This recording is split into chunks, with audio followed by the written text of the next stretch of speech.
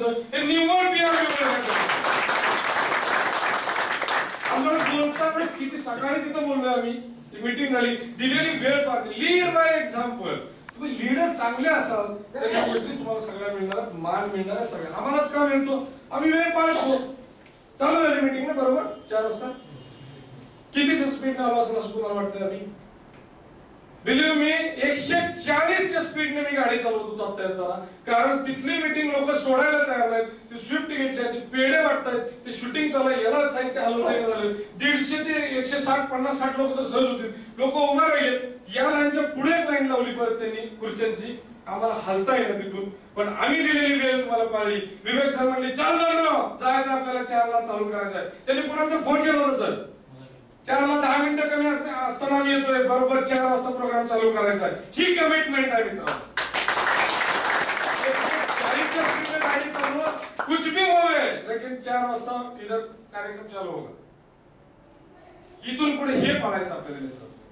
ह्या गोष्टी तुम्हाला सगळ्या ओरिएंटेशन मध्ये सांगायच्या आहेत. आमचं काम कसं चालतं अभिमानाने छातीला हात लावून तुम्ही सांगू शकता या सगळ्या गोष्टी. मग छोट्या मोठ्या, मग आपला जॉईनिंग मायनरीचं आपलं डेली कॅपिंग किती? 1500 रुपये. प्रोडक्ट मायनरीचं आपलं आठवड्याचं कॅपिंग किती? 1 लाख रुपये. मग 4 लाख रुपये हे आणि ते 45,000 रुपये. 4,45,000 रुपये एका कोड मिळवू शकतो. तुझे कोड किती आहेत? एकच कोड आहे. पैसे किती मिळवायचे? 10 लाख रुपये तरी पाहिजे आपल्याला. कसे मिळतील? आता तुझं जॉईनिंग करताना मी खाली फ्री कोड दिलेलं नाही. आता तुम्ही लगेच काय म्हणाल? हातातच घेणार लगेच. का दिलं नाही? म्हणजे तू मला पैसे मिळवण्यासाठी आणलं नाहीस. मला त्यावेळी खाली जे 2 फ्री कोड मिळतात, पैसे द्यायची गरज होती का? नव्हती. यांनी 1500 रुपये दिले. यांच्या right like left like free code काढणं कर्तव्य कुणाचं?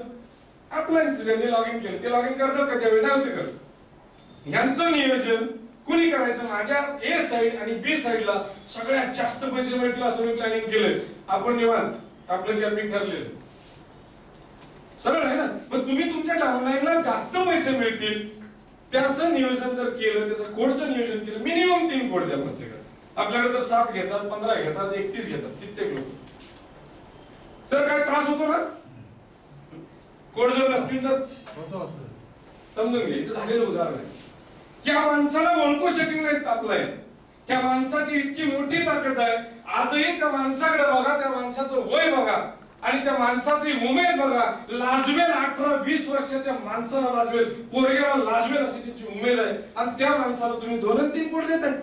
तुम्हाला समजत नाही इतके दिवस झाले बिझनेस करताय. कसला बिझनेस करताय तुम्ही?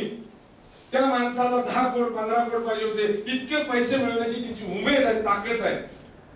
ते ओळखणं गरजेचं आहे. प्रत्येकाला या गोष्टी देणं गरजेचं आहे. ओरिएंटेशन घ्या, छोट्या मोठ्या गोष्टी सांगा, मग त्याचं रॉकेट लॉन्च होईल आणि हवेत जाऊन ती योग्य ठिकाणी चंद्रावरती पोहोचेल. लाखो रुपये तुम्हाला मिळवून देईल. बस त्याला जर ही सगळी माहिती मिळाली तर तो उद्या म्हणेल का, पाकरे सर तुम्ही कुठं आहे सर, मला करमतच नाही, तुम्ही या ना सर. काय करायचं? भाडे काय पाकडेचं अपना काम चलो, पिन का पैसा भरा, बैंक में स्कॅन किया, चलो. का फोन करतील सर? जे इंडिपेंडेंट काम करतात ते फोन करतात का? काय करायची गरज नाही ना. हाय हॅलो सर कुठे आहे? ट्रेनिंग नाही असं. तुमची एक मीटिंग लावतो, लीडर्स मीट लावतात. जे मी बोलतोय त्यातलं काही थोडंसं अर्धा तास सुद्धा पाकरे सर बोलणार तुमच्याकडे. तुमची पोहे पाटला बोलवायचं कोणाला तरी. या सर तुम्ही नाही सगळं ओरिएंटेशन द्या. मग काही ठिकाणी आम्ही देतो. नियोजन कोण करणार? बिझनेस आपल्यापासून सुरू होतो. ह्या सगळ्या गोष्टी तुम्हाला करणं गरजेचं आहे मित्रांनो. आणि याच्यासाठी तुम्हाला ही लॉन्चिंग रॉकेट जो प्रकार आहे, लॉन्च जर व्यवस्थित केलं, या माणसाला जर तुम्ही व्यवस्थित लॉन्च केलं, लाखो रुपये तुम्ही इथे मिळवू शकता. म्हणजे आपल्याला काय केलं? लिस्ट काढली, इन्व्हिटेशन दिलं, प्लॅन दिला, शेअर केलं, प्रोडक्ट फॉलो केला, साइन अप केलं. 7वी स्टेप काय? आता काय? मग त्याला सगळी माहिती मिळाली. आता जोश. आता काय? आता आपण काम करणार जोरात. बरोबर. आता काम करणार म्हणलं लगेच पाकरे सरांनी त्याला पाठवलं. जास्त पळू कुठे जायचं? ट्रेनिंग. 7वी स्टेप काय? ट्रेनिंग. लगेच त्याला पकडलं पाकरे सरांनी. जास्त जोश मध्ये कुठं जाऊन काहीतरी घोटाळा करायची, अजून नॉलेज. ट्रेनिंग सगळ्यात महत्वाची स्टेप आहे. जेवढा वेळ तुम्ही लोकांचं ऐकणार, जेवढ्या लोकांचं ऐकत जाणार, त्या गोष्टी इम्प्लिमेंट करणार, तेवढा तुमचा बिझनेस मोठा होणार. मी आपल्या एज्युकेशन सिस्टम मध्ये अशा काही गोष्टी तुम्हाला कळतील की याच्यामध्ये माणूस बदलला जाईल. हे फक्त पीआरबी साठी नाही आहे मित्रांनो, हे फक्त पीआरबी साठी नाही, एक व्यक्ती म्हणून एक माणूस म्हणून या ट्रेनिंग मध्ये बदलला जाईल आणि माणसं उभा करायची, माणसं पेरायचं काम आपण करतो मित्रांनो. एवढी जबरदस्त सिस्टम काम करते. काय करावं लागतं? बीओपी, बिझनेस ओरिएंटेशन प्रोग्राम पहिला, बरोबर आहे. पहिली स्टेप काय त्याच्यामध्ये ट्रेनिंग मध्ये? Business orientation programme. दुसरी स्टेप काय त्याच्यामध्ये? प्रेझेंटर ट्रेनिंग लेवल 1, की जे मला कसं बोलायचं आहे, माईक कसा धरायचा. बरं, एक दोन लोकांनी इथलं घेतलं असेल, त्यांना माहिती असेल किती पैसे कंपनी खर्च करते. प्रेझेंटर लेवल 2 लगेच. त्यानंतर काय? ग्रुप लीडर वर्कशॉप, 300-400-500 लोकांचा ग्रुप झाला असतो, ग्रुप लीडर वर्कशॉप मिळतो. त्यानंतर लीडरशिप डेव्हलपमेंट प्रोग्राम, काही लोकांनी केलेला आहे इथं लीडरशिप डेव्हलपमेंट प्रोग्राम. काय बदल होतो स्वतःमध्ये त्यांनाच माहिती. माइंड पॉवर वर्कशॉप आहे, ड्रीम बिल्डिंग वर्कशॉप आहे. लोकांना स्वप्न बघायला सुद्धा शिकवावं लागतं. स्वप्न कसं बघायचं? मला तर अगदी जागेपणी स्वप्न बघणारा मी माणूस आहे. मला उघड्या डोळ्याने नेहमी स्वप्न दिसायचे अगोदर सुद्धा. पैसे नाही त्यामुळे मला 1000च्या बंडल दिसत नव्हता. पण हे स्वप्न माझं मित्रांनो सत्यात उतरलं. आता 2011ला मी 1 लाख रुपयाच्या आत कधीच चेक देत नाही. त्या कॅशियरला सांगतो की मला 1000च्याच नोटा द्या. कित्येक वेळाने बँकेतून परत आलोय, अर्ध्या तासानंतर येतो, 500 नोट असतील, 1000च्याच पाहिजे. का? मला ती बघायची सवय झाली. 1 लाख रुपये काढायचे आणि ती 1000च्याच नोटा. पण ते मी अगोदर बघितलंय. ते कधी 4-5 वर्षापूर्वी, 7 वर्षापूर्वी मला पटायचंच नाही. मला असं का दिसतंय? पण ती माझ्या पुढे होतं. हे अट्रॅक्शन घडलं. जर तुम्ही त्या गोष्टी घडवत गेला आणि हे सगळं कुठं शिकवलं जातं? हे सगळं ट्रेनिंग मध्ये शिकवलं जातं. कशी स्वप्न बघायची, माणसाची स्वप्न मोठी कशी करायची. जे आपण हैदराबादला आता विमानानं चाललोय, प्लेननं, तारीख मिळेल लवकरच. काही लोक इथे अचीव झालेले आहेत. मित्रांनो, सामान्य माणसाला विमानात बसणं अवघड नाहीये.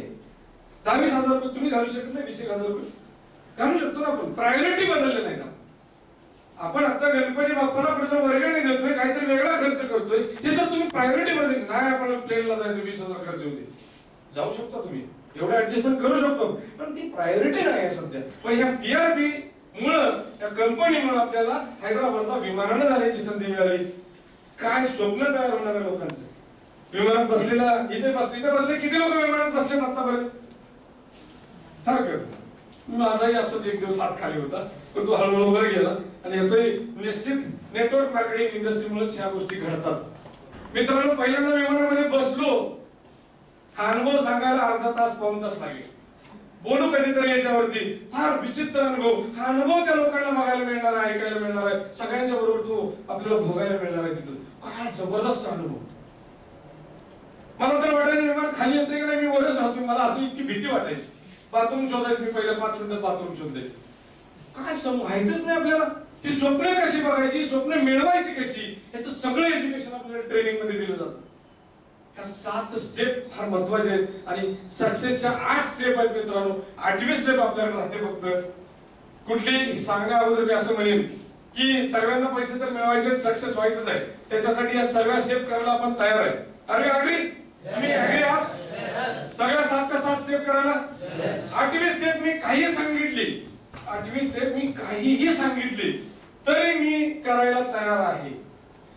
8वी स्टेप काही सांगा, अगदी पंचमुखीच्या इथनं वरला टॉप फ्लोअर उडी टाकायला सांगा, मला महिन्याचे जर 2-4 लाख रुपये मिळणार असतील, टाकतो. तुम्ही सांगाल ते करतो. तुम्ही सांगशाल ते 8वी स्टेप सांगा. तुम्ही आता इथनं चालत जायला कोल्हापूरला सांगा, पायी दिंडी अंगा हजाराच्या पाठीवरून जायला सांगा, तिकडे जातो. काही करतो. पुस्तकं वाचायला सांगा, पुस्तकं वाचतो. काही तुम्ही सांगशील ते करतो. पण मला सक्सेस व्हायचं. 7 स्टेप तर सोपे, बरोबर ना? काय 7 स्टेप? लिस्ट काढली, इन्व्हिटेशन दिलं, प्लॅन दिला, शेअर प्रोडक्ट केले, फॉलोअप घेतला, साइन अप केलं, लॉन्च केलं आपण आणि ट्रेनिंग दिली.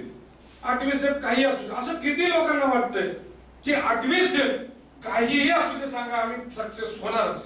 किती लोकांना वाटतं त्यांनी हात वर करायचे.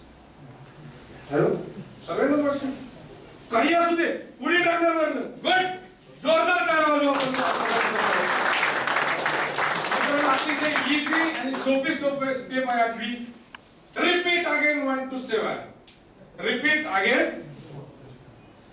Again 1 to 7.